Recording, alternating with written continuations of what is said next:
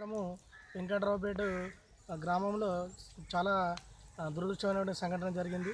ప్రకృతి వైపరీత్యాల వల్ల నిన్న చాలా వరకు గ్రామ స్థాయిలో ఉన్నటువంటి దాదాపు 16 స్తంభాల వరకు విరిగిపోవడం జరిగింది.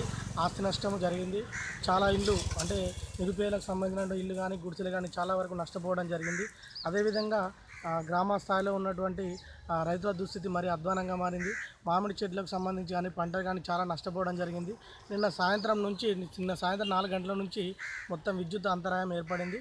మొత్తం విద్యుత్ స్తంభాలన్నీ రోడ్డు మీద పడిపోవడం వల్ల రవాణా సౌకర్యం కూడా చాలా ఇబ్బంది జరిగింది. నిన్న సాయంత్రం 6 గంటల నుంచి 7 గంటల వరకు ఊర్లో ఉన్నటువంటి యూత్ సభ్యులందరూ కలిసి వాటిని పక్కకు తొలగించడం జరిగింది.